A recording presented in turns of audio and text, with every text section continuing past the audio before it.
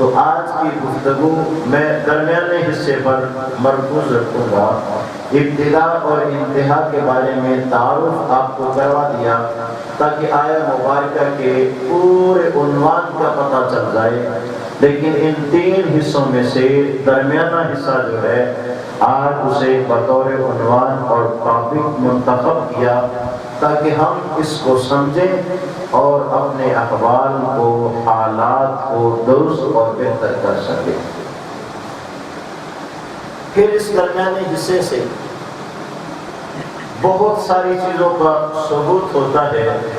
لیکن ان میں سے میں ایک بات کی طرف آپ کی توجہ دلاؤں گا،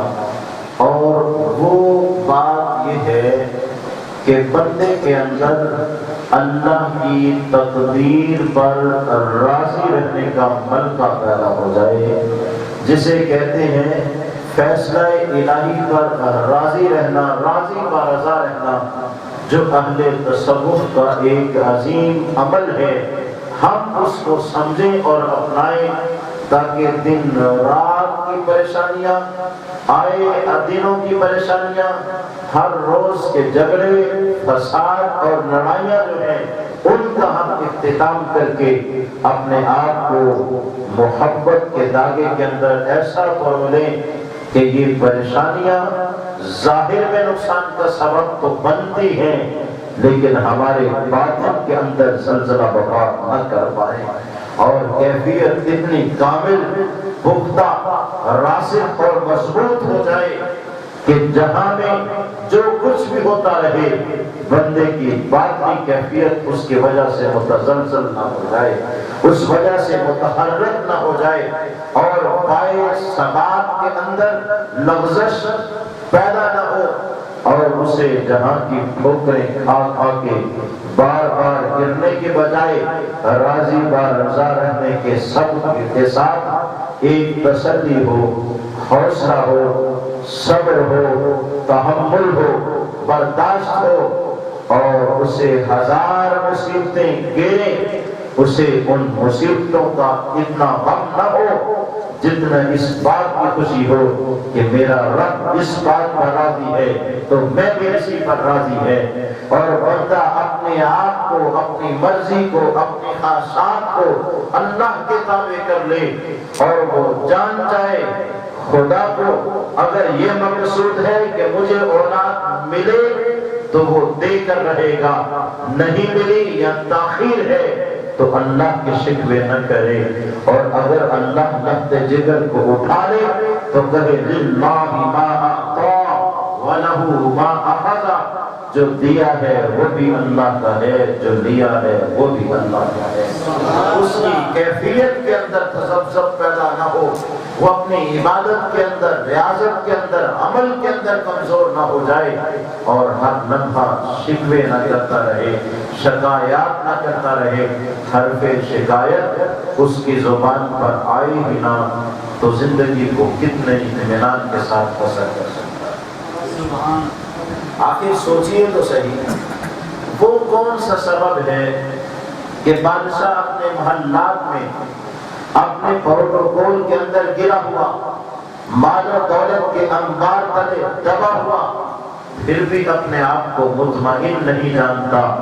اور ایک درویش، ایک اللہ والا فٹ پاتھ پہ بیٹھا ہوا بھی اللہ کا شکر ادا کر رہا ہوتا ہے۔ آخر وہ بھی تو کوئی جذبہ ہے، جس جذبے کی وجہ سے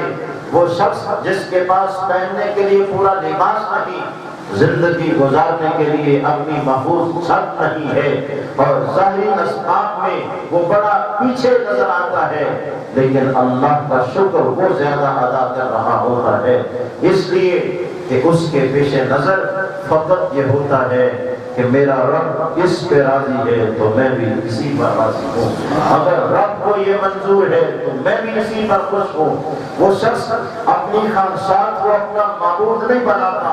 وہ اپنی چاہتوں کے پیچھے دب نہیں جاتا، وہ اپنی تمناؤں کے سیلاب میں بہنے نکلتا،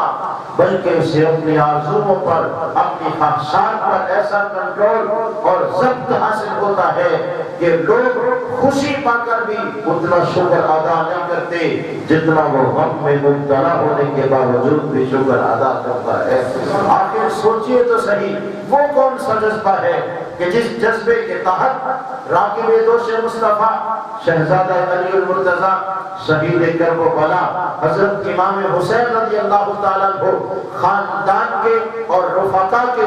72 افراد کے لاشیں اٹھا کر اور ترتیب کے ساتھ ان لاشوں کو رکھ کر پھر 22,000 لوگوں کے مدِ مقابل اترتے ہیں، اور جب زخموں سے جسم چور ہوتا ہے اور حالت سجدہ میں ہوتے ہیں اور تلوار آپ کے قریب پہنچی ہوتی ہے، رب سے کہہ رہے ہوتے ہیں اے اللہ میں تیرے فیصلے پر راضی ہوں، اے اللہ تو نے جو مصیبتیں اور تکلیفیں بھیجی تیرا بندہ ان پر خوش ہے، تو اے خدا یہ تو بتا تو نے جو کیا میں اس پر خوش ہوں، میں جو کر رہا ہوں اس پر تو بھی خوش ہے۔ آخر کوئی جذبہ ہے، کوئی کیفیت ہے،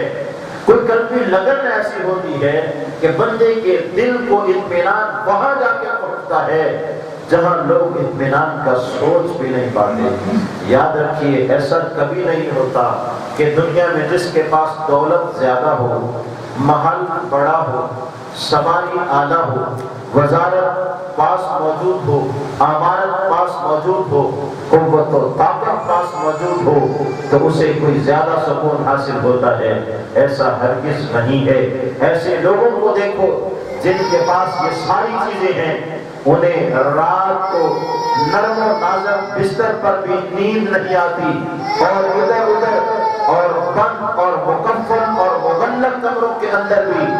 اپنے چارپائی کے نیچے دیکھتے ہیں کوئی شخص چھپا ہوا تو نہیں ہے، لیکن ایک درویش جو ہے وہ اس سر عام بغیر کسی فرش کے اور بغیر کسی چھت کے، بغیر کسی دیوار کے فٹ پاتھ پہ ایسے سویا ہوتا ہے کہ ساری دنیا ادھر سے گزرتی ہے، گاڑیوں کا شور ہوتا ہے، لوگ وہاں ایک لمحہ ٹھہرنا پسند نہیں کرتے، گرد و غبار اڑ رہا ہوتا ہے، لیکن اس کا قلب اپنے اطمینان میں ہوتا ہے۔ گرامی قدر آئیے آج کسی بات کو سمجھنے کے لیے میں نے اس گفتگو کا انتخاب کیا تاکہ ہم آئے دن اپنی پریشانیوں کو جو بڑھاتے رہتے ہیں کچھ ان پر کنٹرول کریں، اپنے آپ کو سمجھائیں، سلجھائیں اور صلاح کے طریق پر چلیں۔ ایسا نہیں کہ جو بات ہم چاہیں وہی ہونی چاہیے، یہ نظام تو اللہ کے ہاتھ میں ہے، ہمارے قبضے میں تو نہیں۔ اور عجب بات ہے آج تو کچھ لوگ تصوف کا لبادہ اوڑھ کے بھی یہ ورد پڑھتے ہیں اللہم سخر لی کل شیء، اے اللہ ہر چیز میرے تابع کر دے۔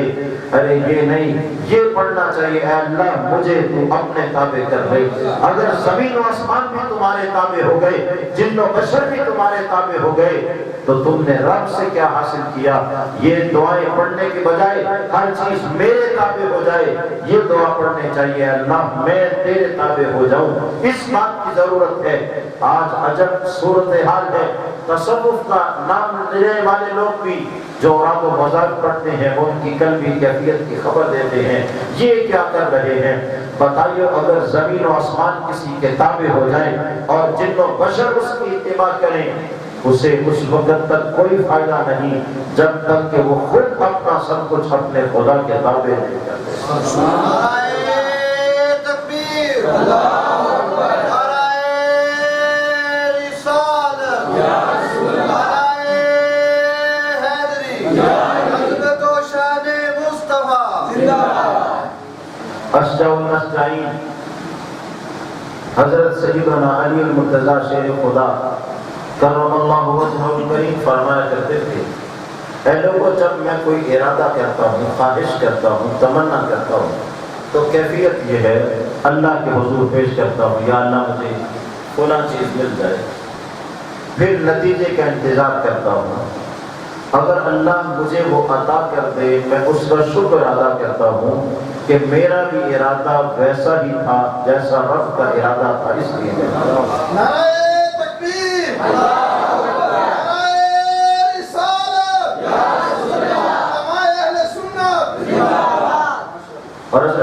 مقتضا فرماتے ہیں اگر میں کوئی ارادہ کروں کہ اے اللہ